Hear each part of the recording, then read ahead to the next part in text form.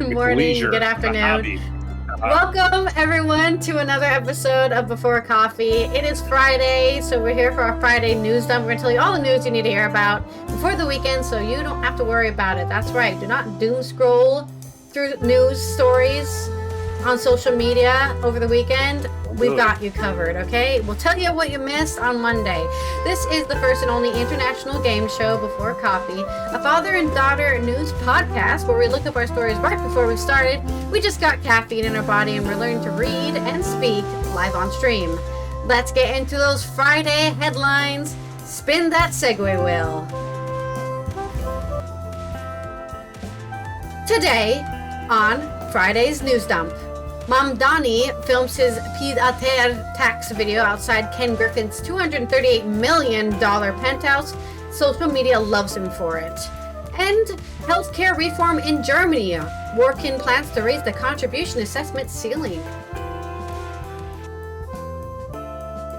Greetings on Friday News Dump. And in the United States, we have another congressional special election and another Democrat cruises to victory.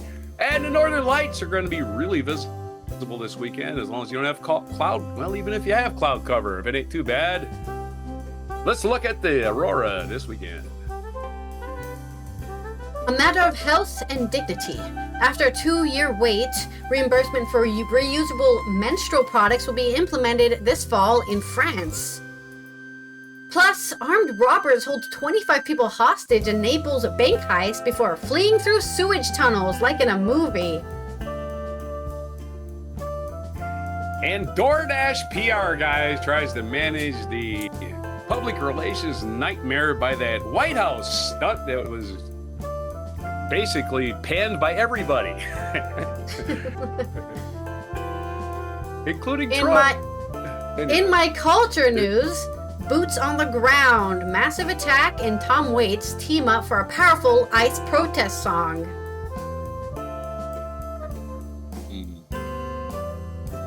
And it's National Pet ID Day. So, hey, lots of people want to know what to call your dog when they want to steal it. So put a name on the tag. That's a good idea. Yeah, I was just saying, hey, Sparky. Oh, that must be my owner. Anyway, sorry. It's National Pet ID Week and April 17th, 2026 on Before Coffee. Or what day it was and month. Intro.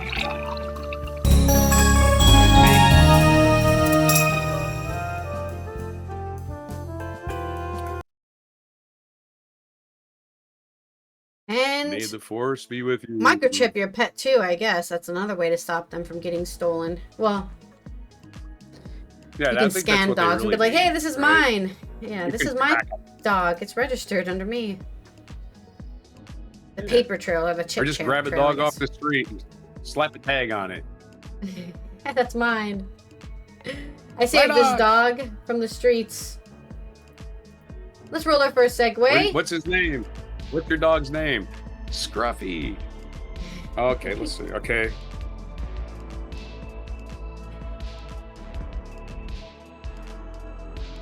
It is a mixed metaphor. Oh, right. Mixing. This first story is coming out of New York City by Jude Kramer on Fast Company. Tax day isn't normally a cause for celebration. The annual due date for filing taxes usually comes with headache-inducing financial stress and mountains of difficult-to-decipher paperwork.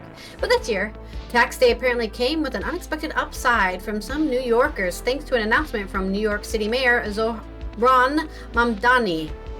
When I ran for mayor, I said I was going to tax the rich, Mamdani said in a video posted to social media on April 15th. Today, we're taxing the rich. Mamdani went on to say he had secured a new PED tax, or second home tax, a first for the state of New York. The tax would incur an annual fee on residential properties worth more than $5 million in New York City, provided that their owners don't live in the city full time.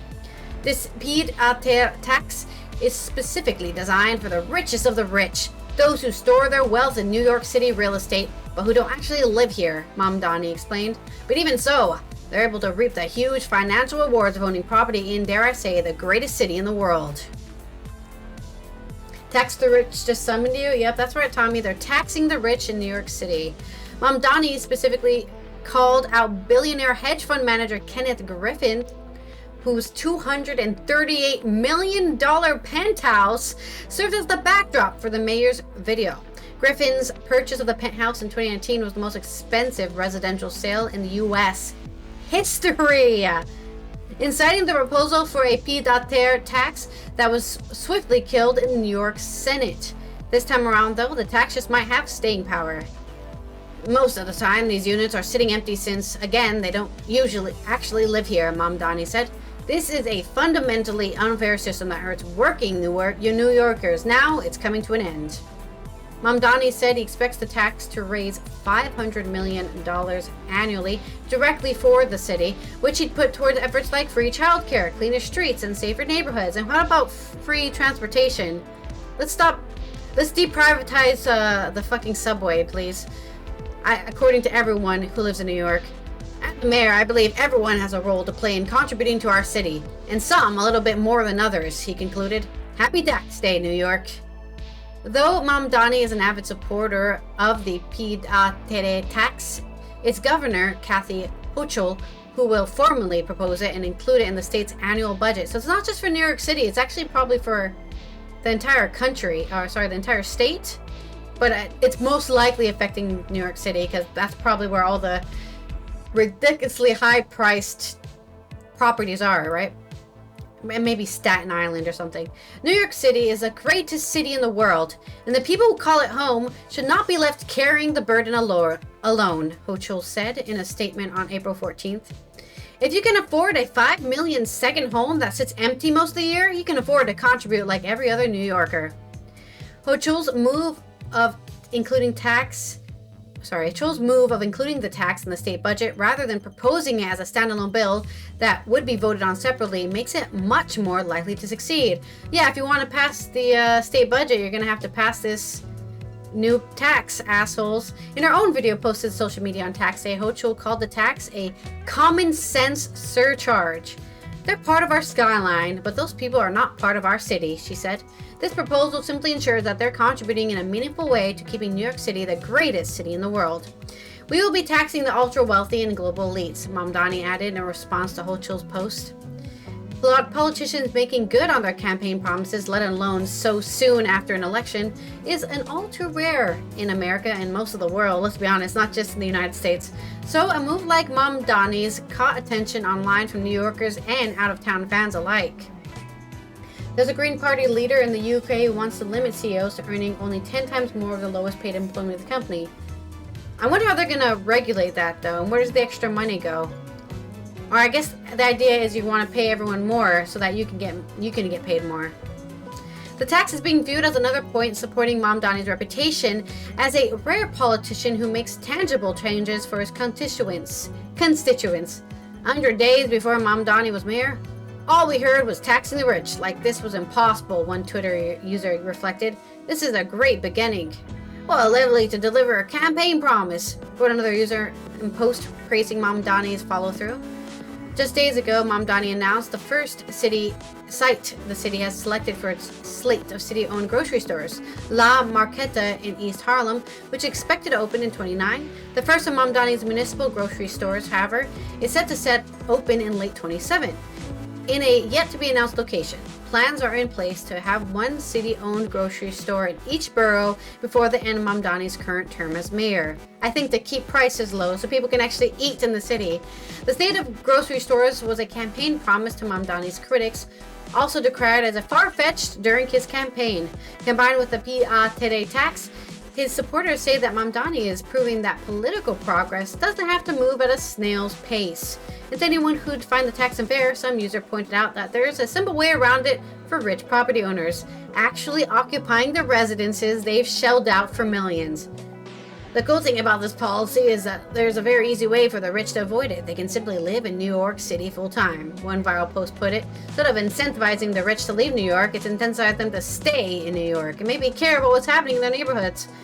I know, that's a hard ask for these rich people, but it could happen. It could happen. that's my story. Thank you for your daily elixir, Tommy. You can claim a mega elixir, Tommy. You have 82,000. You can only almost claim 2. I had my mic off. I had to get up and move my fan, so it was blowing on me instead of blowing over there, which does nothing. Yeah. All right. So my metaphor. You know, when your city is drowning in debt, you can always count on the billionaires to throw you an anchor. Hey, why don't you just keep going down there? I'll just go to a different city and make money there. I don't care. Grab that anchor. Grab it. It's got a rope attached to it. Grab that rope. There you go. Is it the only story or another one? Yes, I have another story. It's very short. Okay. It's coming out of Germany. Like, this is literally one paragraph. This is from Kaja Klapsa on ZEET.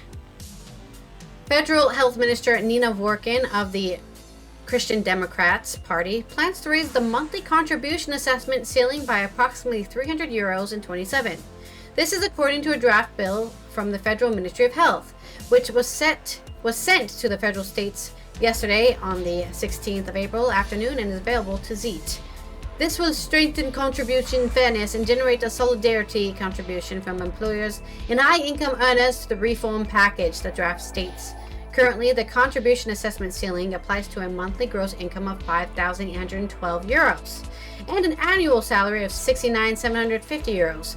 This measure is part of a large reform package aimed at stabilizing statutory health insurance. This increase comes as a surprise. Workin presented her proposal for reform statutory health insurance on Tuesday, which was the 14th? Yes, the 14th of April, but did not address the contribution assessment ceiling. The Experts Commission on Health Insurance Reform, which submitted 66 proposals 2 weeks ago, also did not include an increase in the contribution assessment ceiling. So, for layman's terms, for people who don't understand and what I'm talking about, it's a ceiling. So, if you make this amount of money, you have to pay this amount in taxes to the health services because they have public health care in Germany. So they've increased it by 300 so that if you make a certain salary, you have to pay 300 more euros than you normally would. So if you're making 5,000 a month gross or 69,000 a year, you have to pay 300 more euros to your contribution to the health insurance in Germany. So I thought just mention this story real quick because it's very relatable to taxing the rich, right? And 69,000, this is 69,000 isn't even that much, you know, but in Germany it's a lot. Right. Different currency, different quality of life, different strength of a euro, I guess. Right. And you know what taxes? You know what taxes, right? The metaphor about taxes. It's what like did they say? That lobster. You spend all year growing that arm, you're a lobster, you get that claw going, and somebody comes and snaps that claw right off. You gotta grow another one. You gotta grow another one. That's your metaphor. But, well, it's not exactly a mixed metaphor, but yeah.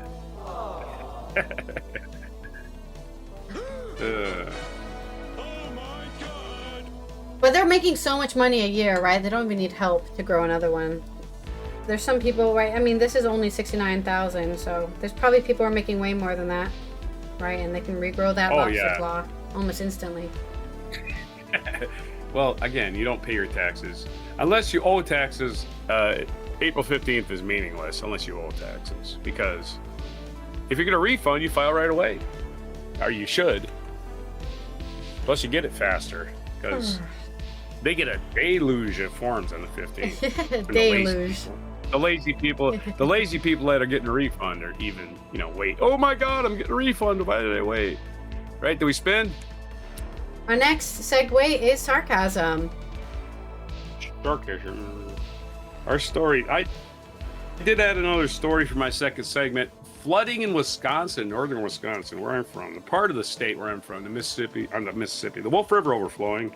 Lots of rivers overflowing, as a matter of fact. Heavy rain, snow melt, all that contributing. Let's go to, before we do that story though, let's talk about the Northern Lights. Yeah, the Northern Lights. Hold on a second. My thing just came off. The Northern Lights may be visible from several U.S. states Friday and Saturday as a giant hole opens up in the sun's ... It says here. It says ... Lifescience.com. Pandora D1. Somebody named their child Pandora. Boy, you were just setting her up for life, huh? Sky watchers are in for a real treat this weekend as the Northern Lights are predicted to grace skies across several northern U.S. states. And of course, not just the U.S., it's other countries also. It ain't like we got a borderline on the sun. Not yet, anyways. All thanks to a large hole.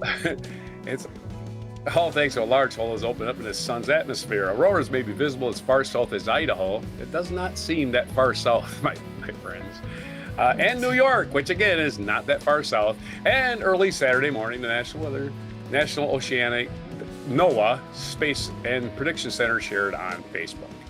Most of the particles are deflected by a geomagnetic shield that surrounds our planet. However, some get swept into Earth's magnetic field before traveling down towards the North and South poles. Once there, the particles collide with atoms and molecules in the atmosphere, causing them to heat up and fluoresce to create the colorful light displays we know as the Northern Lights or Aurora Borealis. This week, or in the South, Aurora Australis. This week, the large hole appeared in the sun's corona, the outermost part of the atmosphere. Coronal holes such as this are regions where the sun's magnetic field opens up, enabling fast-moving solar wind to escape into space, according to spaceweather.com. The resulting high-speed winds may also interact with slower solar winds ahead of them, causing these clouds of charged particles to pile up. This creates a shock zone called a correlating interaction region, or a CIR, which can have more dramatic effect on the particles of Earth's atmosphere. This week's high-speed solar winds and the accompanying CIR are all expected to reach Earth on April 17th and 18th, which is today and tomorrow, after which they will likely cause temporary disturbances of the planet's magnetic field known as geomagnetic storm, according to NOAA's 3-day forecast released April 16th. Moderate, or G2 storm conditions are expected from 5 p.m. Eastern Daylight Time on Friday until 2 a.m. on Saturday.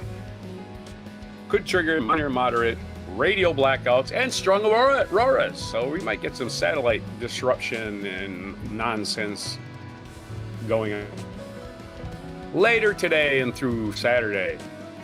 Okay, we'll just list the states since I said 18 and they acted like Iowa and what did they say? Idaho and New York were the northernmost state.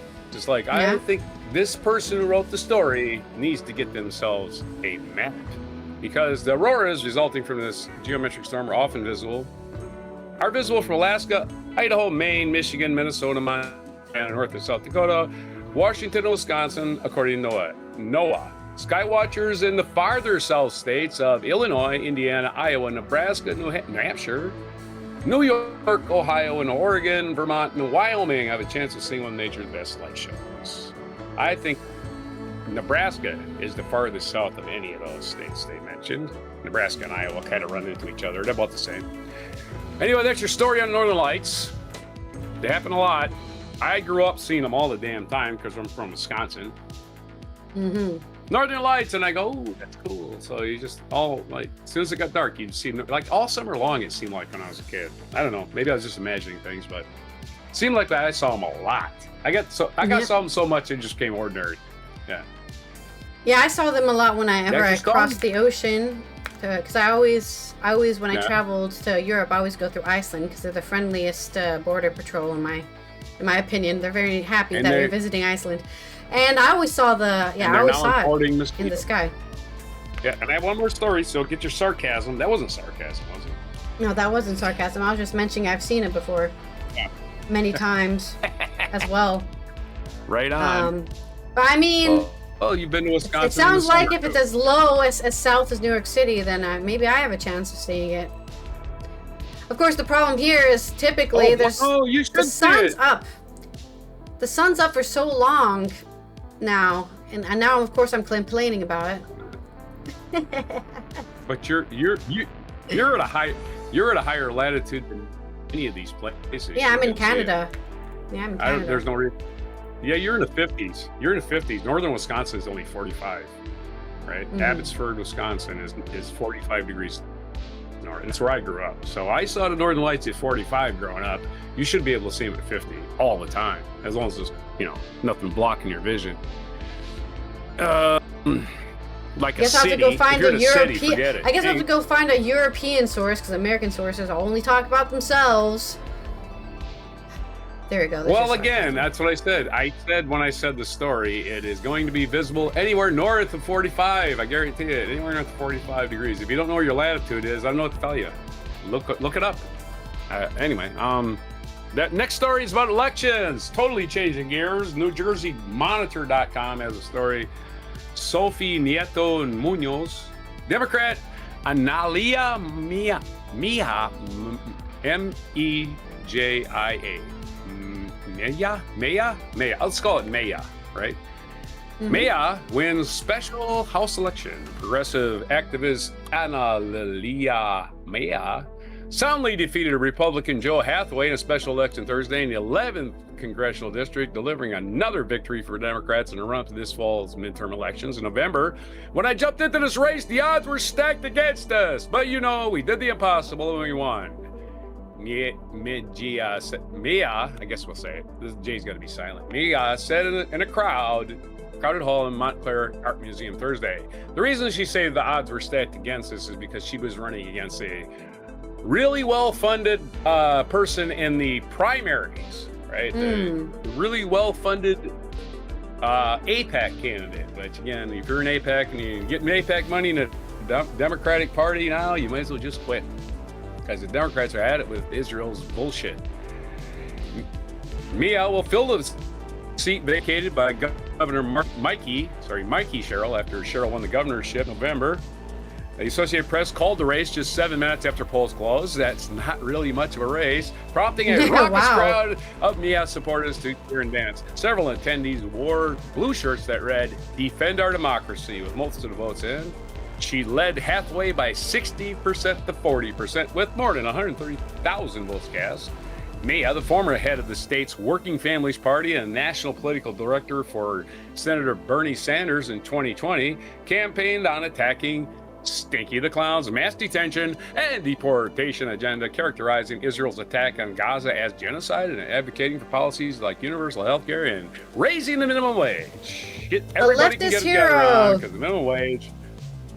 Raising the minimum wage raises the standard of living for everybody in your city. That's all that ever happens. No businesses have ever folded from the minimum wage. That's just propaganda. Anyway, she defeated 10 other Democrats in February's special primary, including former Rep. Tom Malinowski, a result that stunned many political observers. She will be the first Latina to represent the 11th district in Congress and only the second Latina to represent New Jersey in Congress at all. So hell yeah. And let's not forget, this was a Republican district until Mikey Sherrill won it a few years ago. Hathaway, Rory Randolph, councilman, had a private gathering with his family and close friends on Thursday. In a statement, he congratulated Mejia, but noted that she won 2 elections decided by a small share of the overall electorate. Well, you're going to get trounced in November too, buddy. You go ahead and run in November. She's going to kick your ass then too. Of course, she's going to have to run again in November. That's what I'm saying here. This is not like a full 2-year term. This is the rest of this year. There'll be a new Congress elected next January 1st. They'll be seated. I still believe the broader electorate in New Jersey is looking for balanced, pragmatic leadership, not kind of far-left policies embraced by Mejia. This is what this idiot says. Nah, you're wrong. So you're just wrong. I have said from the beginning that we're running through the tape, and I mean it. I'm looking for the rematch in November. Who cares what this guy said? You're not going to win in November either. There's no chance you're going to win and reverse the result in November. There's nothing going to happen, sort of the country ending, that's going to make you win in November, dude. Give it up. That's about it for the story. I mean, we're just going to go and talk about interviews and maybe a little bit more. Do you want to? Let's see.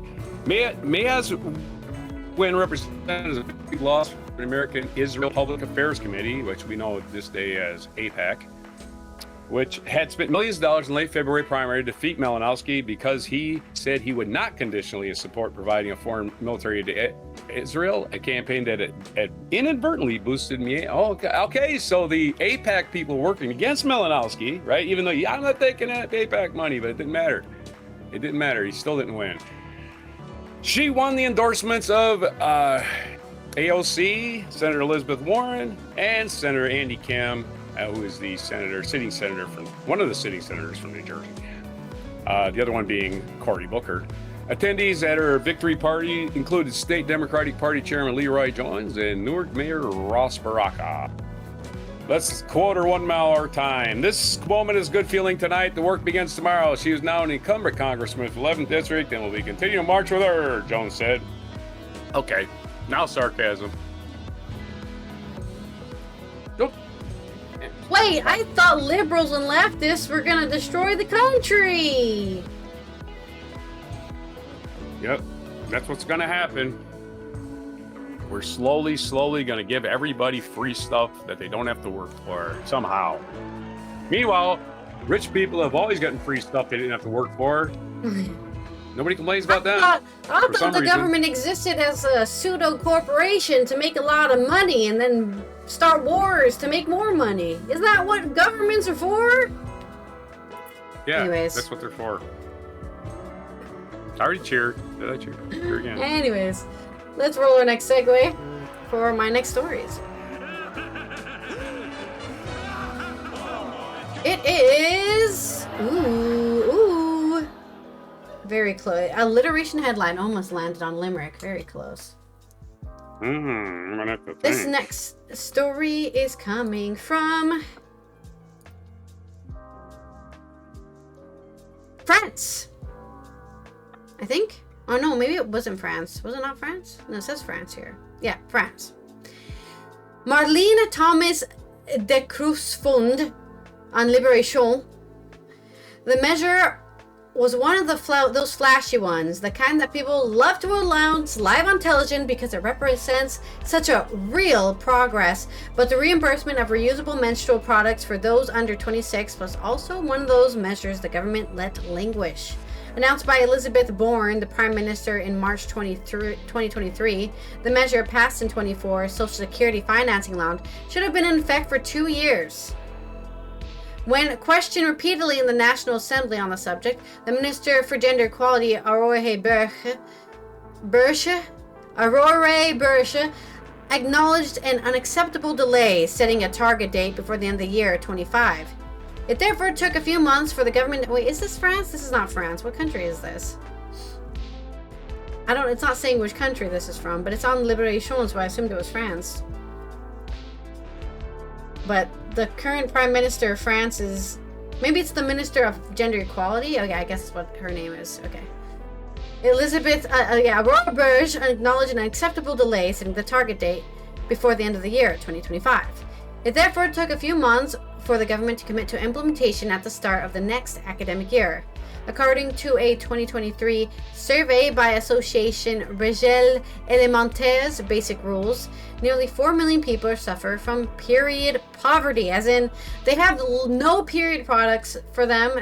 They just bleed out, I guess, on their underwear and then don't even have underwear anymore. The majority lack access to menstrual products or do not have enough, while others are forced to forgo other essential goods to buy them. According to information from the association corroborated by BFM TV, these products, menstrual underwear and cups, will be reimbursed by Social Security at a rate of 60% for menstruating individuals under 26 years of age or beneficiaries of the Complementary Solidarity Health Insurance C2S.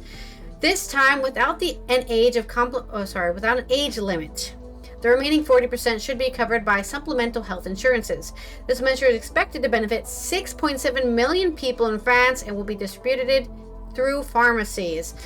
So, this reimbursement is a necessity, an urgent one even. We applaud the government's highly ambitious response, both technically and financially. It grants the right to have these rules to be protected, said Maud Leblon, director of Régels Élémentaires Basic Rules.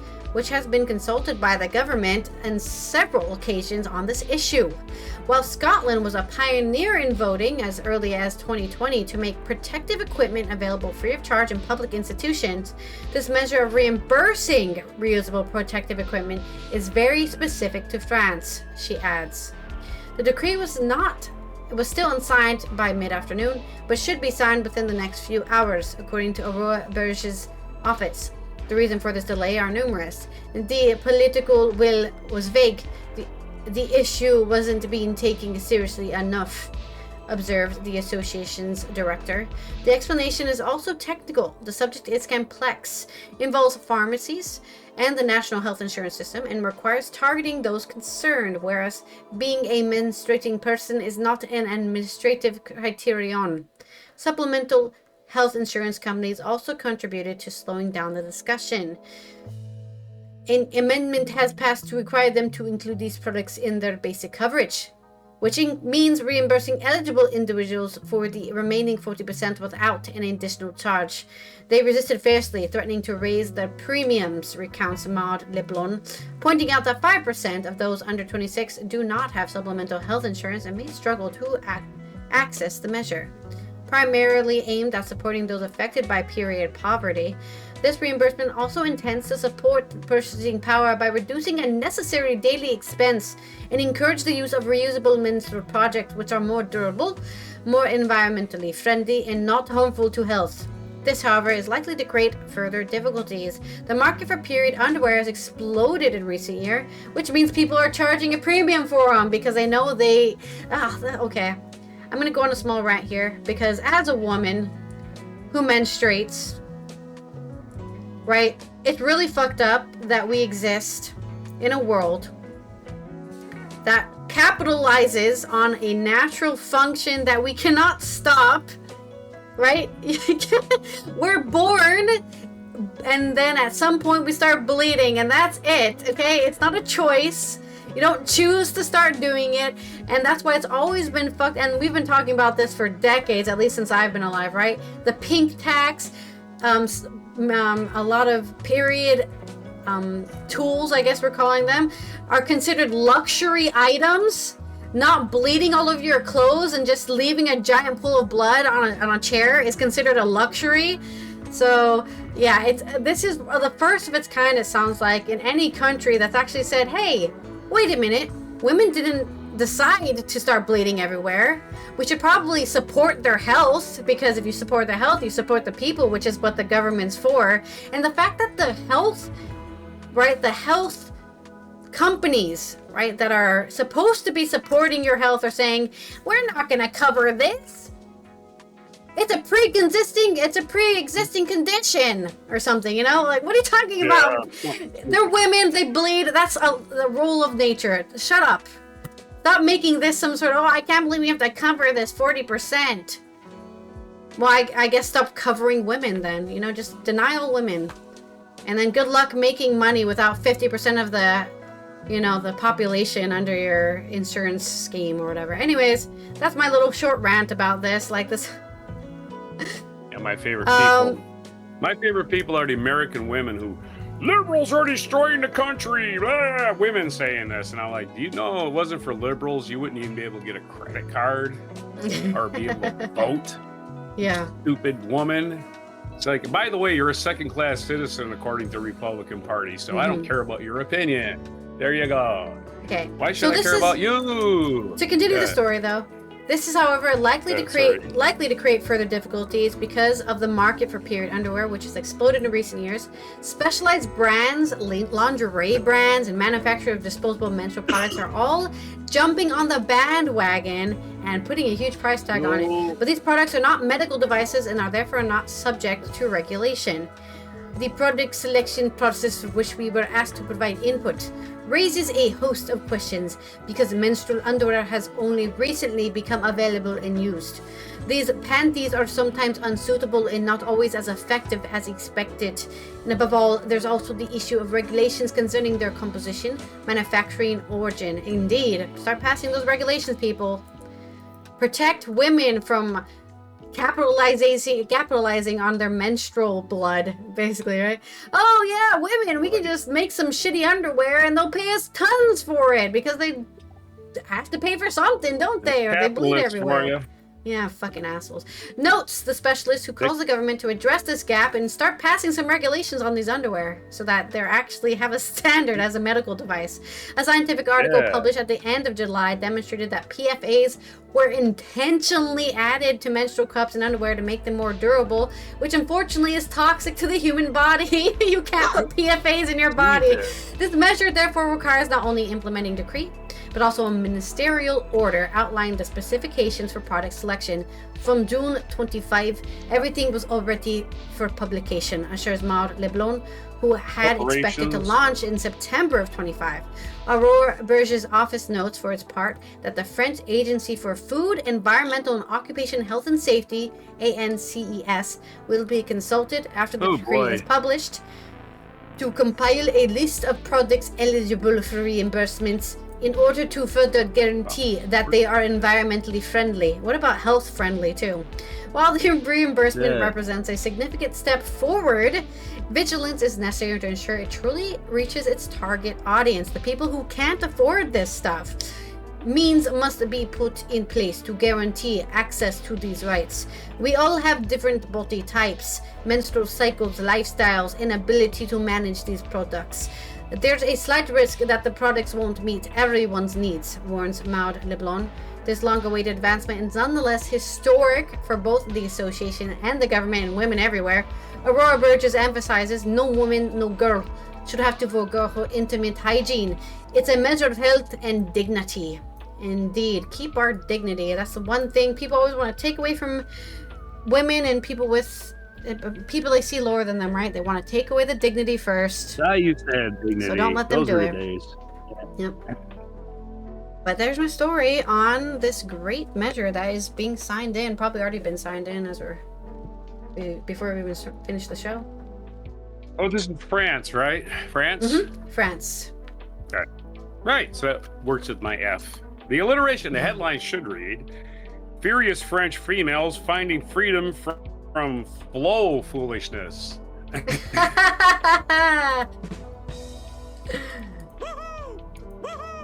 a good one. I had that ready right away, too, right? It was like, yeah.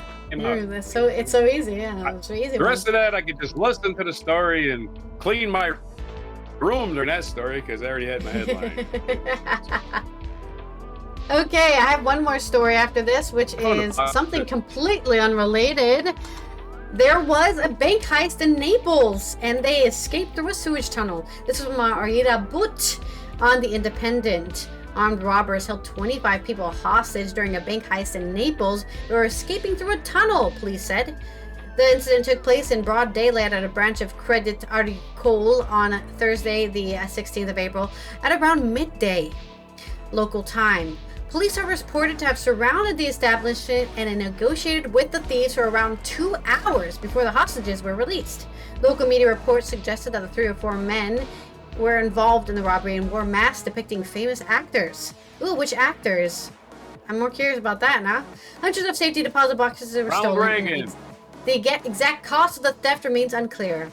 Footage shared on social media shows members of the fire service smashing windows in with battering rams and helping people climb out of windows while covered in shattered glass. No serious injuries were reported. According to authorities, 6 people in a state of shock were treated by medical services.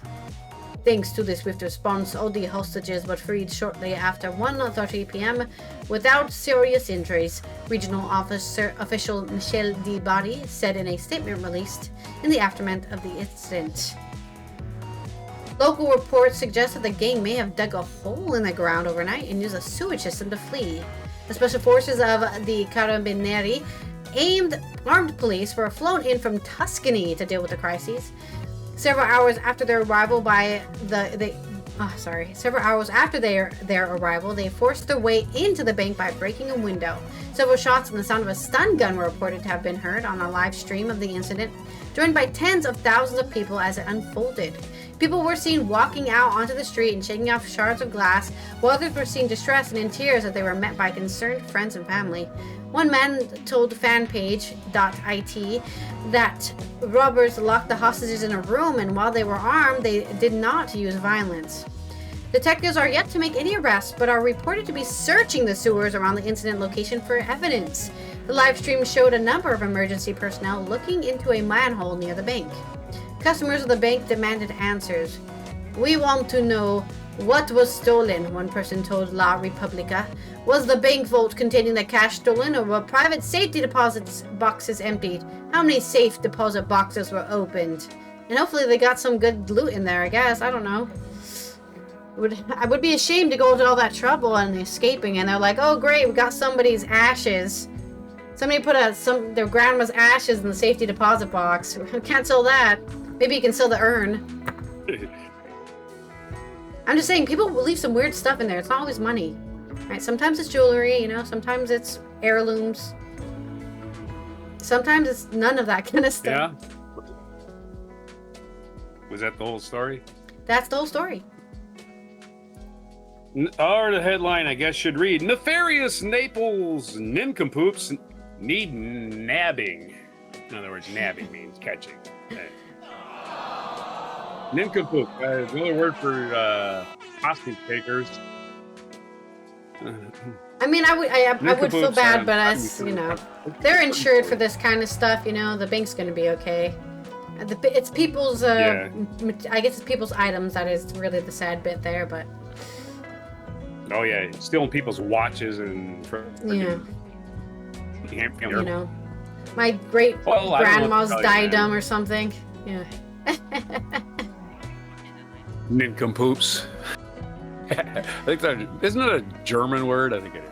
I think so, or Swedish. All right, let's do a quick story. A story I didn't cover in my headline. Remind me of a song. Song. Also, did you send me a video, perchance, or did you have a video? I did send you a video, and that's to do with this story. This video I sent you. Oh, nice. Okay, cool. I was looking through the news. Hey, this is like my hometown is flooding. Well, it's not. I don't have a hometown. I grew up in the country, but yeah, this is like my home area. A nearby place, yeah. Got nailed this week. Got absolutely nailed. Plus, the snow is melting rapidly, so that's going to contribute to the floodwaters. Fox11online.com has a story. Mallory Allen, Fox 11 in Green Bay, I believe. State of emergency declared in Wisconsin as communities battle flooding, tornado damage. There's a nice picture. Governor Tony Evers declared a state of emergency Wednesday in the wake of severe weather wreaking havoc across Wisconsin and northeast Wisconsin. Several rounds of intense storms Monday and Tuesday nights brought torrential rainfall, hail the size of tennis balls, strong winds, uprooted trees, and power outages. All that participation has spurred dangerous flooding incidents throughout the region, resulting in washed out roads, rescues, submerged vehicles, and near failing dams and street and school closures. Some communities were completely some communities, I'll get words out soon. Some communities were completely evacuated. Parts of New London, Waiawega, Fremont, and the entire village of Shiocton were completely evacuated because they're underwater. Yeah, they're completely underwater. And in southern Wisconsin, at least 5 tornadoes have been confirmed in National Weather Service so far, with significant damage reported. After severe storms that swept across the state, more still to come. Maybe not. No, it's tornado season. It's square in the middle of tornado season, right smack in the middle of it. After severe storms that swept across the state, more still to come. It's critical that we ensure our communities. In fact, April, I think, is the worst tornado. Historically, I might be wrong, but I'm pretty sure it is. It's critical to ensure communities across every available resource to help local folks and families need, said the governor. We are grateful to all the neighbors, emergency first responsibles, volunteers, responded damages, resource services, ensure the homes, buildings, and important structures, and encourage Wisconsinites to stay alert, look for your neighbors, and take good care of each other. Wisconsin Emergency Management is working with communities impacted by these severe weather events to help recovery efforts. Your standard storm stuff. I just wanted to get that out there that, hey, we got some video to go with it. So there's your story.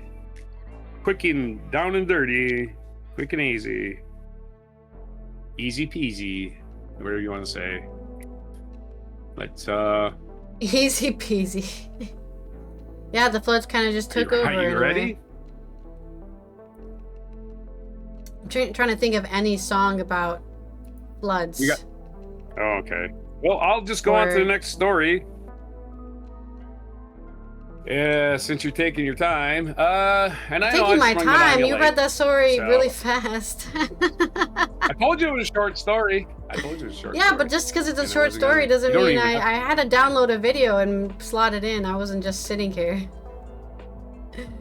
All right, well, I'll go on to the next story. We're going to talk about the ridiculous DoorDash thing yesterday, or whatever day it was, 3-4 days ago. NewRepublic.com.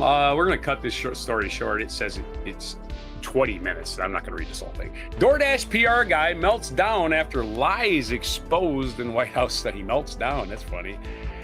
I don't think he physically, literally melted. It's too bad. After the lies were exposed on the White House stunt, Hafiz Rashid has a story for NewRepublic.com. The DoorDash driver took part in the bizarre event at the White House. No tax on tip nonsense program has testified before Congress in the past, and her numbers don't add up. Sharon Simmons was described as a DoorDash grandma delivering McDonald's to the White House on Monday, and she said that not having to pay taxes on tips she receives as a driver allowed her to pay for her husband's cancer treatment. Bullshit. We know this is bullshit. Everybody knows this is bullshit. Anybody who believes this is stupid.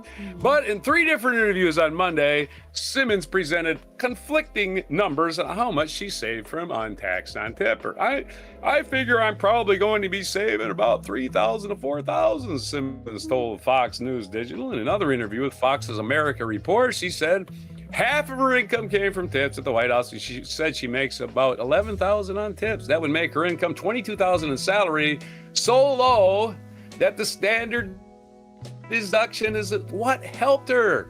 You can't even take that deduction unless you itemize. The standard deduction is more than your itemized deduction, and she's lying. She's lying. On top of that, footage resurfaced of Simmons testifying before Congress last July in which she extolled the benefits of Trump's big, beautiful bill. In fact, she's a plant. She's a straight up plant. All right? She's just a straight up plant. We're not even going to buy this crap. Yeah, exactly. Claiming that it would help her as a caregiver mother. Republican Representative David Kustoff had posted her testimony. She's a plant. This makes it obvious that the event was staged. Obviously, it's staged. She isn't even from D.C. She doesn't even work in D.C. area. And why the hell would the president need DoorDash? He has a kitchen downstairs in a frickin'... Anyway, of course it was staged. Why do people think they need to tell us that this was staged, right? There's cameras there. The president doesn't need DoorDash at any point in his life. Obviously it's staged. You don't have to tell us that part. Anyway, that's my little sidebar on these idiots thinking they were all stupid, apparently. Yeah, we all are not stupid. We know Trump's a phony. Anyway, there's a Twitter guy named Julian Crowley, and I guess we could repeat his his Twitter tweet storm here, which somebody has thoughtfully put in one little blurb. This guy's named Julian Crowley. One of his first meltdowns is, no one is claiming it was a real delivery. It was clearly obviously planned to event to be a new policy starting. To claim Sharon as a prop, plan, or an actor is totally wrong and base. She was a dasher and she participated to support the policy that benefits her. And a little bit later, or earlier, I guess, he had put out, we would speak to Sharon about what we expect appeared, but Sharon spoke to herself, sport, blah, blah, blah, blah, blah, your entire... And somebody replied, let's see. Another one of his tweets. What are you talking about? She's an everyday American. She lived in Nevada, told lawmakers there were no tax on tips would help, moved to Arkansas, and then came to D.C. to do this special delivery. Yeah, right. Okay. And some guy named Jason said, your entire feed right now is retweeting positive versions of the story from today, and somehow this same woman is the random representative person in these 2 instances. She happened to be the person giving the testimony last year. She happened to wind up being the person delivering DoorDash. Again, of course it was staged and was staged as a plant.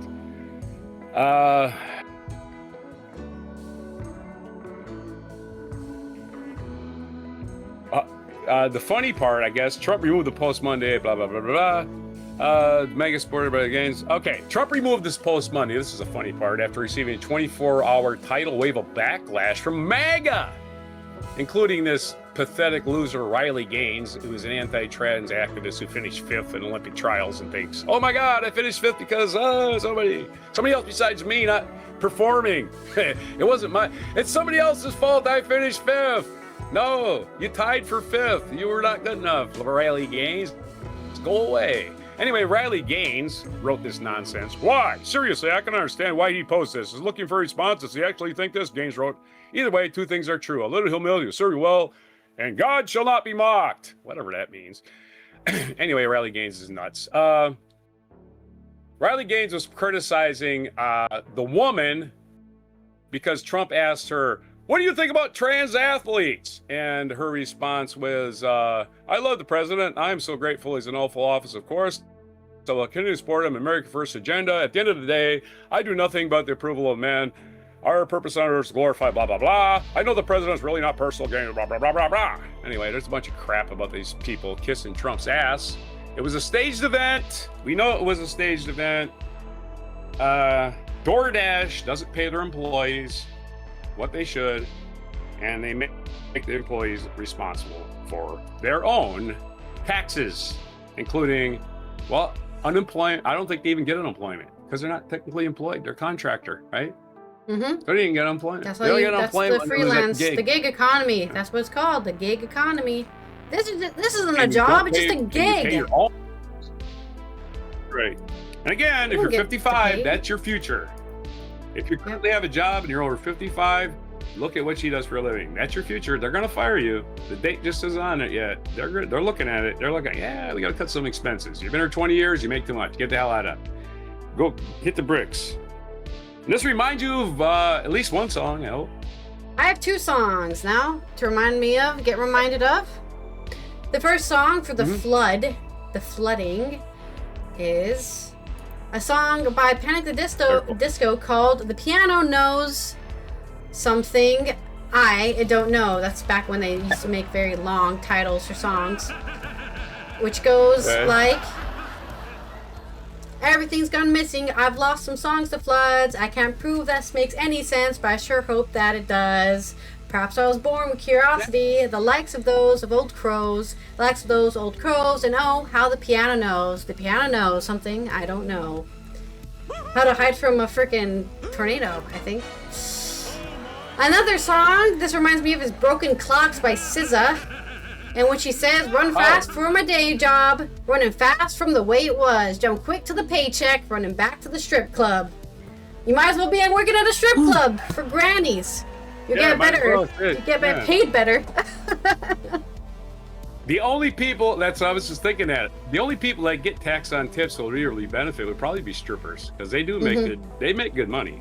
There's no reason. Yeah. There's a reason strippers exist. It ain't because they, oh no, I don't make any money at this. No, they do make quite a lot. There's no paper trail, right? I mean, there's a literal paper trail, but there's no actual writing down. You know, like today I went to the strip club and I gave a stripper $50. Like nobody's writing that in their taxes, okay? So there's no way for them to claim and know how much money you get paid, right? As a stripper, there's no way. Right. You just write whatever you. The employer. Yeah, he asks you, hey, how much did you make tonight? And then you say, I made 500. Here's whatever, you know, and then you keep the rest. And of course, right, and the employer probably has to keep track, but they can just write down a different number. Nobody's keeping track how much money you take out of that business.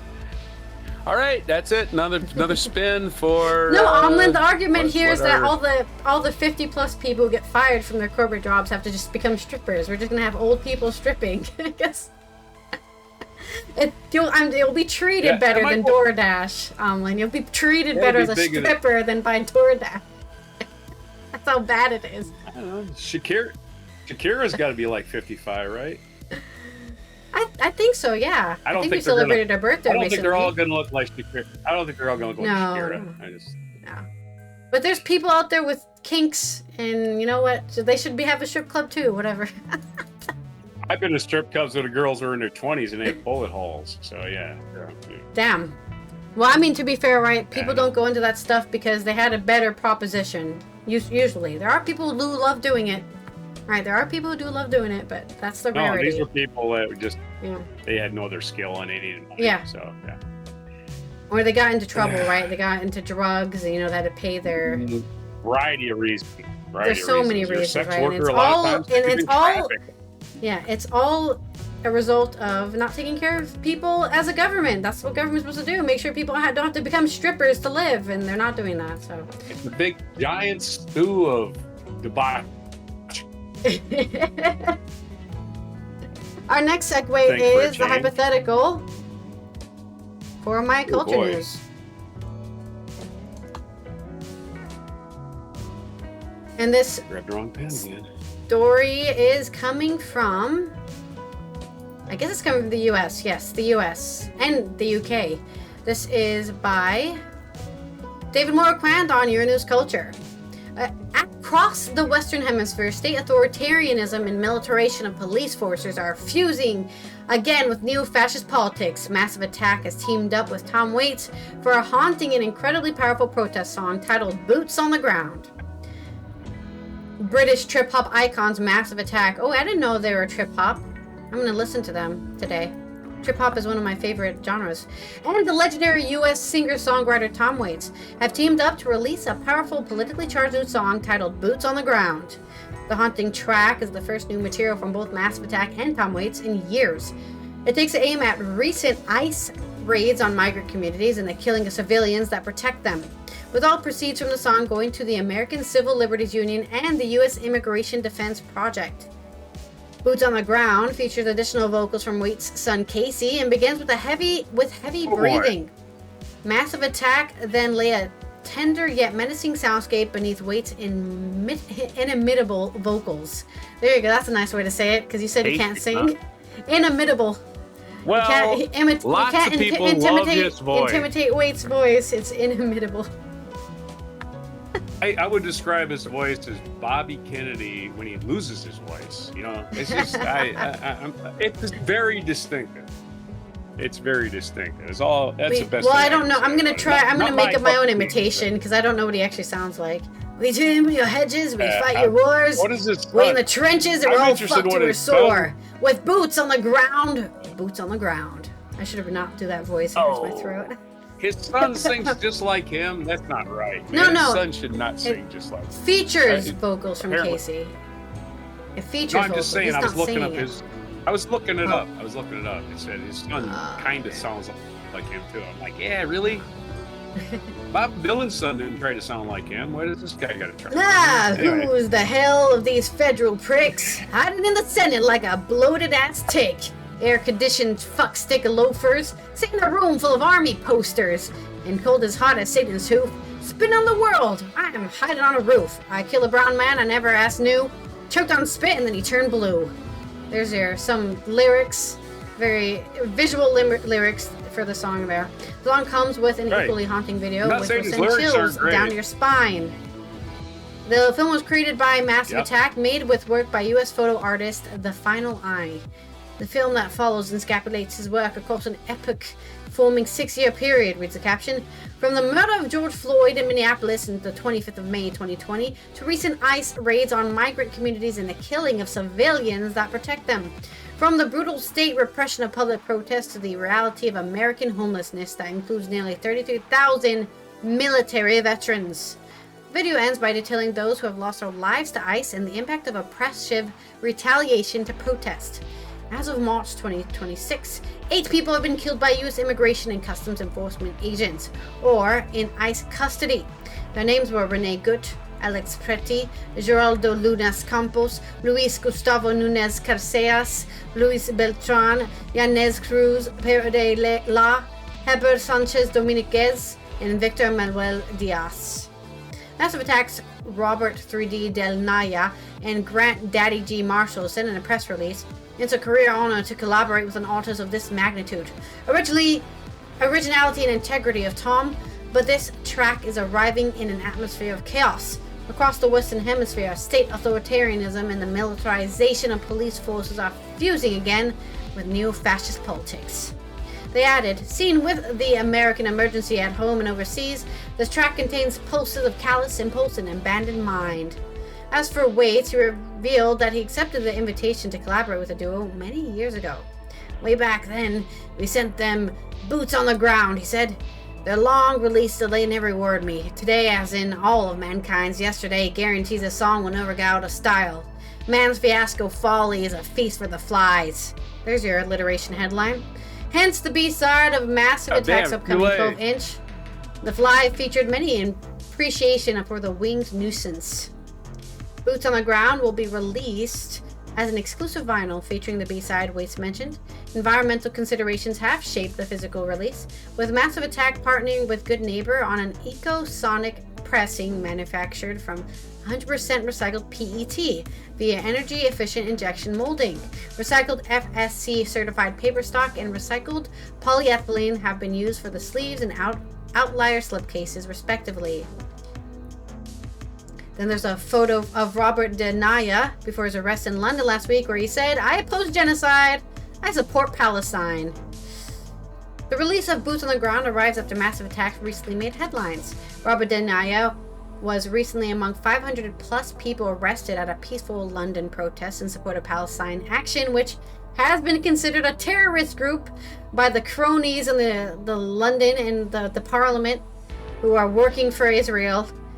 Hey, you can't be pro-Palestine. That's a terrorist action. A move by police he called unlawful in a statement. Before his arrest, Denaya told the press association he wanted to attend the protest, despite the consequences that potential arrest could have on his career. He said, being a musician, obviously, there was a lot of trepidation around how he might not be able to travel and get visas, adding, "But I thought this is ridiculous. And the police making the U-turn to arrest people again, I thought that even more ridiculous. So I'm going to hold a sign today. If I get arrested, I feel confident that I stand up in court with the right guidance and say, this was an unlawful arrest, therefore I do not accept it." He concluded, "I think that the actions of Palestine Action were highly patriotic because they were pretty much protecting our country from getting involved in serious war crimes and breaking international law. How much more patriotic can you be?" I don't know, this is from Massive Attack. Oh, okay. So he's British. He's British.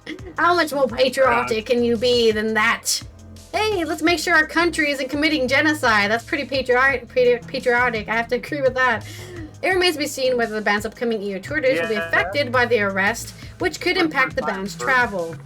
Massive Attack also joined 400 other artists in backing the No Music for Genocide campaign, which geo-blocks their work in Israel. They have boycotted performing in Israel since 1999. So they're not just doing this now, right? They've been standing up against genocide this whole time.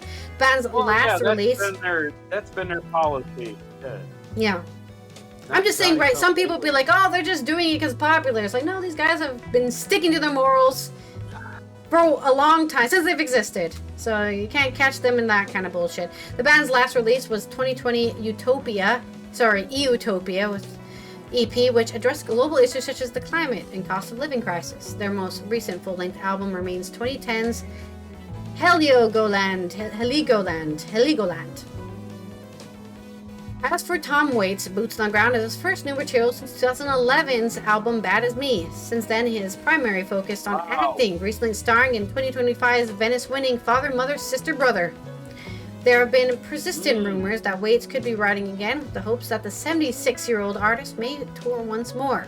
Waits will release Where the Willow and the Dogwood Grow on May 29th. It is a curated collection of covers recorded by Bruce Springsteen, Marianne Faithfull, Nora Jones, Johnny Cash, and Solomon Burke. So I guess check out that for his cool covers, I guess. And 76, he's looking pretty good for 76. I mean, he looks 76, but he doesn't look bad, you know? He doesn't look like he's melting away. Yeah, I would say. There's people who look like they're melting away. It took Tom Waits until he was 76 to look good. Because some people already look old, I guess, right? Some people already look 76. When he was 25, he looked like he was 60, and he sung like he was 100. So, yeah. like a guy that his voice a long time ago and was trying to get it back. That's what it sounds like. Bob Dylan's He worked his finally looks entire of age, life huh? to get his voice to sound as bad as Tom. I was going to say, this is my hypothetical. If Bob Dylan would have started out sounding like Tom Waits, you wouldn't have to smoke all them cigarettes. You would have been just right? That's my hypothetical. I didn't think he looked too bad, but like yeah, I Tom guess Waits, he looks pretty old. He looks 50, I guess. Play Tom Waits and play Bob Dylan, any concert footage from Bob, all croaking it, right? Croaking everything. Yeah. They sound exactly the same. They're the same guy now. That's true. It took Bob Dylan 50 years of smoking to get his voice to sound like Tom Waits, and he finally did it. He said, I would be Tom Waits! I didn't think he looked that bad. I guess he looks like maybe 30 when he was 25. Look! Looks ain't part of it. To me, he's always been an actor. To me, he's kind of an actor/singer anyway. Because what has he been in? He's playing a role. Maybe I've seen him in something. I don't know. No, he's been in other stuff. But yeah, when I first saw him like Saturday Night Live back in the 70s, I was like, is that a real singer or is just somebody doing an act? Because it doesn't look like. No, yeah, you thought this was he wore a actor. freaking hat to perform. Yeah, I thought, is that a real singer? I had never heard of him, so. Born in California. Yeah, spin the wheel. Known for Seven Psychopaths, Shortcuts, The Ballad of Buster Scruggs, and Down by the Law. I've never seen those films. Ballad of Buster Scruggs is a Coen Brothers. Yeah, it's a Coen. Oh, really? Brothers. It's really good. Oh, okay, so it's probably I mean, it must be good. It's 6 small short stories, and it was released during a pandemic, so I watched it. It was on Netflix. It was pretty good. Oh yeah, it's 2018 6 short is stories. when it came They're out. all kind of metaphors. Oh, he's on The Simpsons. So let's everyone's do been the on The Simpsons. Yeah. Okay, let's do our spin for this day in history. Yeah, my hypothetical is if Bob Dylan had Leonard Cohen's voice, he wouldn't have to smoke all the cigarettes all those years to get where he is now. That was my hypothetical. April 17th in the air. Haiku, how? You're going to get 3 haikus or just 1? 3, as usual when I get, because this section is so long, you know. Plenty of time. Tomorrow's featured event was not Paul Review's Ride, which is weird. I thought it would be tomorrow's featured event. You know what's really weird about this year? And I think it's because Trump is president. In America, we're not even really celebrating the 250th this year. We're just not celebrating it. I don't know of any events. And I'm right next to Washington, D.C. Unless Trump's throwing, they throw their usual July 4th garbage. But I'm going to go back to 1775. Yeah, in 1775, April 18th, Silver Hero Poirier made a dramatic ride on horseback to warn Boston area residents about the British. The British are coming. Actually, he's warning the British, is what they say. Okay, but this day in history was the 17th, not the 18th. The 17th, 1194. The year 1194, Richard I was crowned head of England for the 2nd time after earlier surrendering his kingdom to the Holy Roman Emperor Henry VI. Well, that was dumb. So Richard of Lionheart, he was the Lionheart. I don't know where you got a Lionheart from.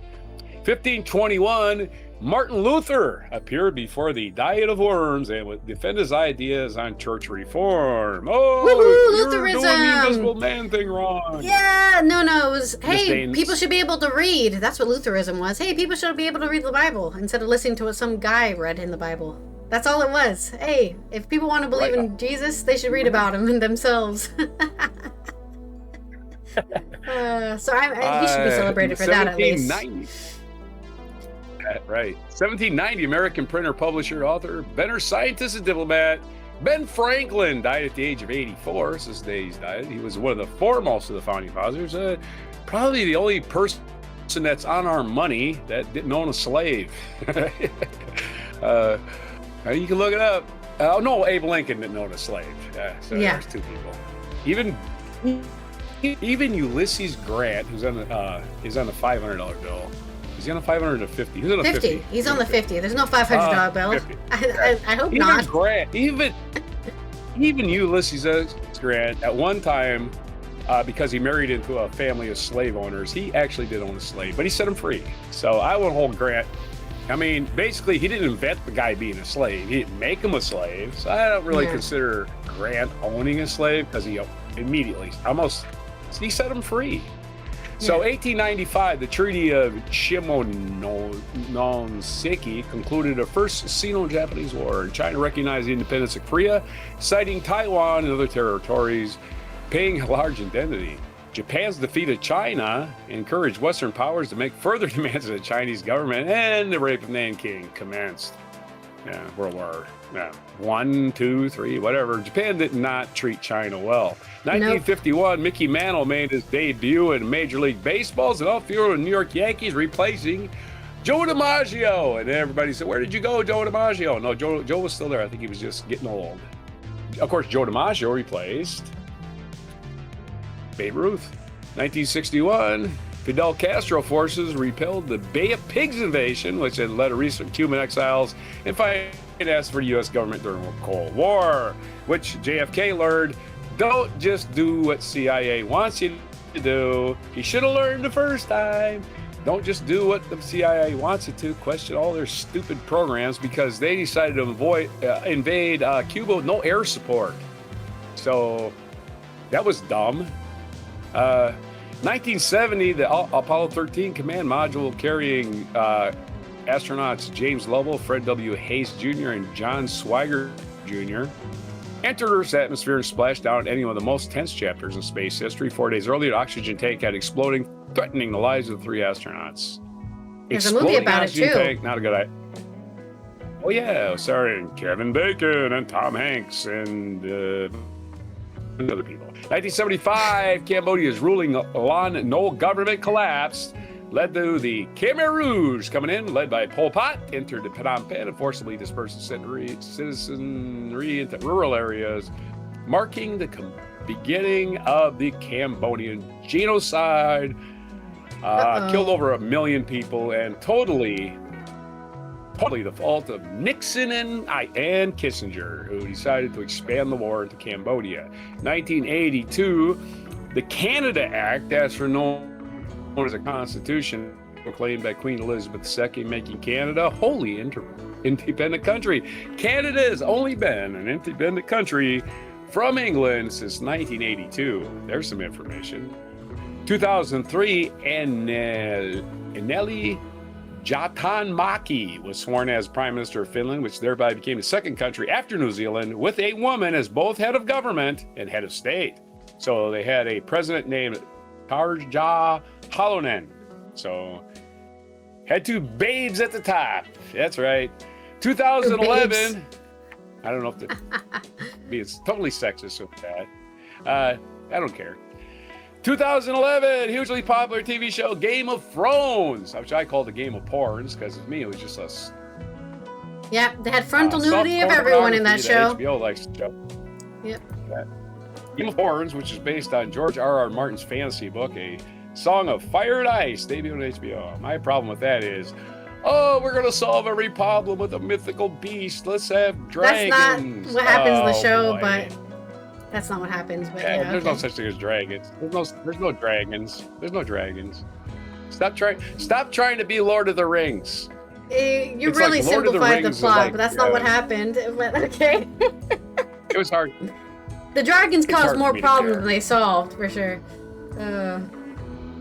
Yeah, I was never into it. I was like, in fact, I was anti that show. I was like, no. I'm just like, no. It's not ever going to be anything I really ever care to watch. Colombian novelist Gabriela Garcia Marquez, who won the Nobel Prize in Literature, died at the age of 7. I read one of his stories. It was called The Very Old Man with Wings, or something like that, translated into English. Very interesting story. So he died on this day in 2014 at 87. Also dying on this day was Barbara Bush, wife of George W. Bush, wife of George Herbert Walker Bush, mother of George Walker Bush. Her maiden name was Walker. She was the 43rd president of the United States. Or he was the 43rd. She was the president. Hell yeah! We had our first president woman. I didn't even realize first woman president. Yeah. She's the second person, or third? No, the second person. the second person to be first lady and mother to a president. And who was the first? Anybody? Anybody in the back? Anybody in the back? Who was the first? Who was the first? Oh, fuck. I don't know. Is it somebody in the beginning? Abigail Adams. Adams, right, Quincy Adams. Father and the mother of. Yeah, John Quincy Adams. April 17th, 1964 is the debut of the Mustang. Hell yeah. Sports car history. April 17th, 1964. Ford made their most memorable car. On this day, visitors New York's World Fair had a unique opportunity to experience a brand new Ford Mustang. It carried them through the Magic Skyway designed by Walt Disney. This 12-minute half-mile ride took passengers from a time of dinosaurs to a vision of the future. Ford's model launch paid off. About 22,000 cars were sold the first day, and the Mustang became an American icon. Oh boy. April 17th, 1894 is the birthplace of Nikita Khrushchev. Nikita Khrushchev, born 1894 in Kalinova, Ukraine. Died September 11th, 1971 at the age of 77 in Moscow. Born in Ukraine, he's Ukrainian. Happy birthday to Nikita Khrushchev, who started dismantling that Stalin nonsense, at least, right? And other birthdays today, William Holden, American actor, who is currently not Holden, because he's not around anymore. He'd be 106 today if he was around. 108, sorry. He was born in 1918. Nick Hornby, British writer, born in 1957.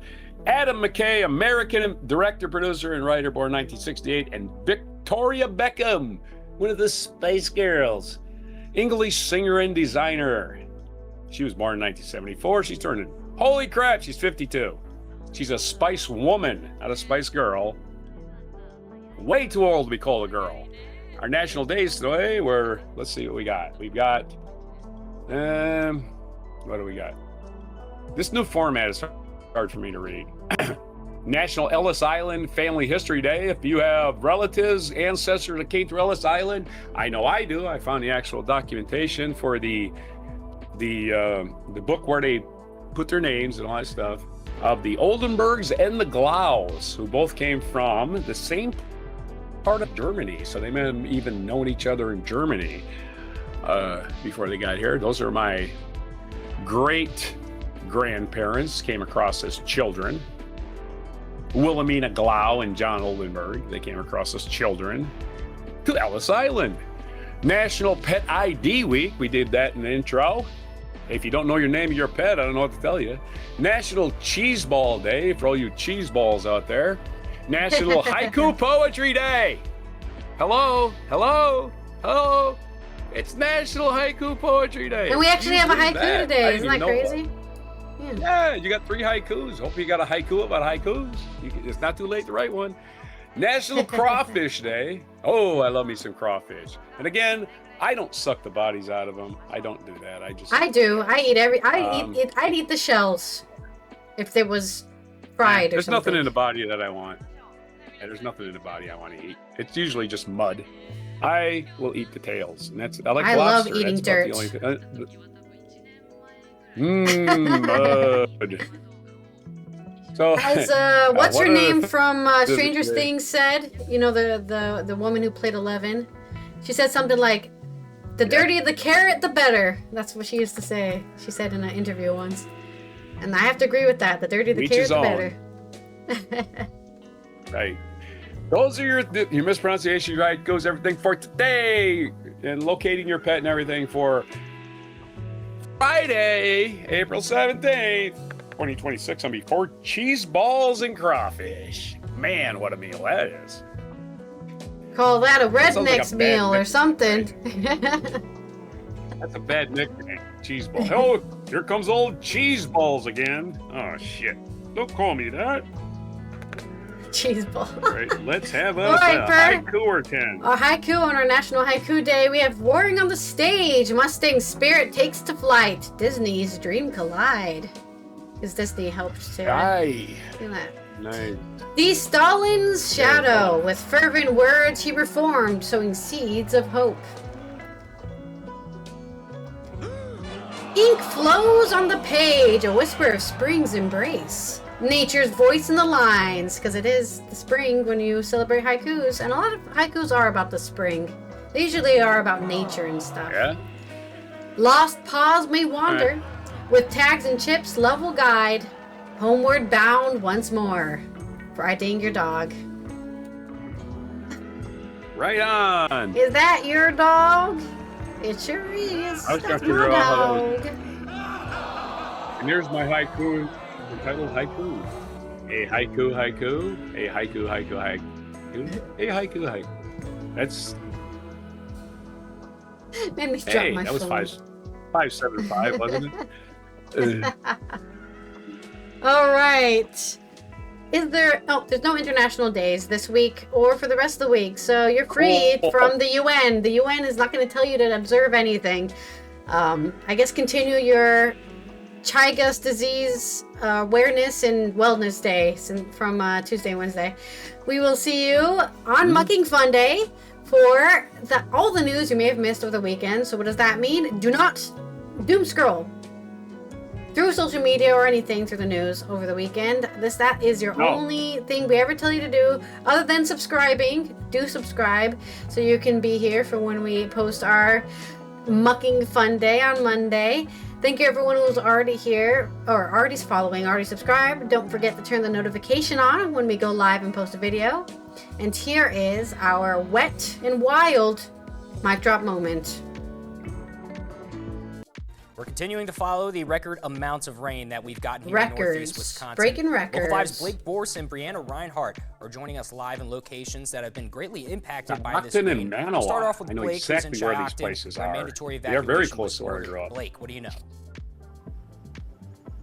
Everybody that's a had lot of to water. leave Shiocton. It has been a little bit quiet here ever since the start of a chaotic morning here in Shiocton. Here's kind of a full breakdown I love of the the fact day that here. these guys are It got just started with an young emergency reporters, statement being sent right? out They're like Yeah. to all barely out residents, of alerting college, them okay. that the water from the Wolf River is going to continue. Yeah, it does rising kind of throughout the still day, look which young then and culminated old at the same into time. a phone notification that many Wisconsin gets urging people a right out of mandatory broadcast school because evacuation, there's a and they broadcast said school they in wanted Wisconsin. residents to evacuate Oh, by yeah, 3 look at that. o'clock So- because if conditions continue to worsen, it's going to be a lot harder for them to try and assist putting the people. sandbags down The to police stop the chief water saying that from the coming river in. is currently sitting at around 14 feet, is expected to get up to 15 feet as soon Oh, as they're the even end of filling. Are they today. even Yeah, filling I up? would Oh, just- look at that! They're even Efforts filling really up the took up much of sandbags. the Look at day, that. starting at around 7:30 Community this effort. morning. Even yeah. children. There's even Continues to go children on, helping. I as saw like a many little people and kid many with kids a who had shovel. school off today, taking part helping fill, tie, and then go out and put Community those sandbags in some activity. of It the brings you worst areas together, of town right? that are affected by And the it's flooding. sad that it has to be a Another disaster, thing is but it's sturgeon nice are to know also that being they're there. displaced as they have Spring, gone from the Wolf spring River flooding is a to thing in ditches and other Wisconsin. though. parts It's not of really that unusual. Shiocton, It's just but worse some definitely years a than sight others. to see. And it rained a One thing to lot, note, the which Blackford melts the Community snow Center faster. is where There they're wasn't having any a safe snow. area for people that 'Cause have it was probably evacuated warm. and who are planning to Warm evacuate. rain, One too. Shiocton resident I spoke to says that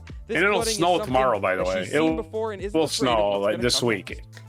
It will, I guarantee. And I think all back water in will the freeze. 70s, it was all It's the way across Wisconsin, the man. river Forget it. onto It ain't the summer bar yet. steps of the buildings on the other Just side in of the case road. you think it's summer I've in seen it high Wisconsin. like this, It's so not. I mean, it don't scare me yet, I guess. I've been alive a long time.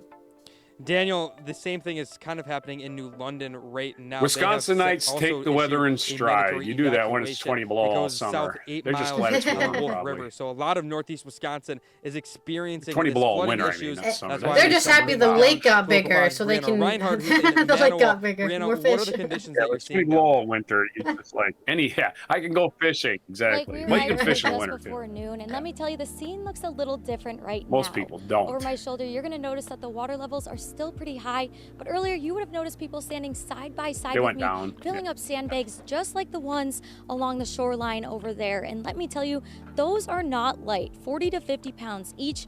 But Yeah, that and did there- not I saw stop the kids community picking 'em from up. coming out and I helping. saw some little kids This picking all them I up. started did that around for a 5 a.m. living, when calls man. came in that the I Manawa filled Water sandbags Treatment for a Plant living. On the Marine needed Corps, that was protection my from job. rising That water. was everybody's And job. within Filling hours, sand, 3 even if you truckloads need of them. sand and You just made supplies sandbags arrived, all day. and the community started to pour in.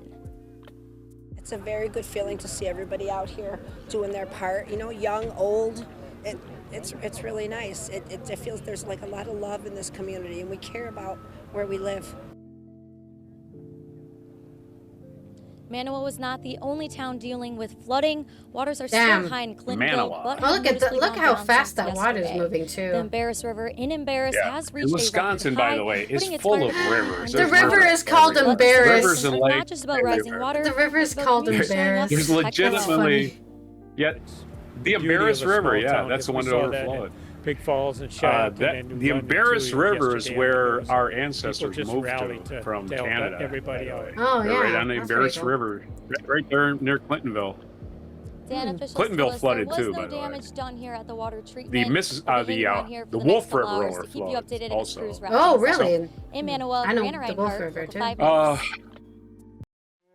Well, the Wolf River in London overflowed in a lot of places. But again, all these other tributaries to the Be sure to hit the Mississippi, like, there's subscribe, cities and that notify rise to- buttons, and follow our other channels. Wisconsin. Outro. Alley, They've already done that. History of Gravy, and Scratchy Old Record.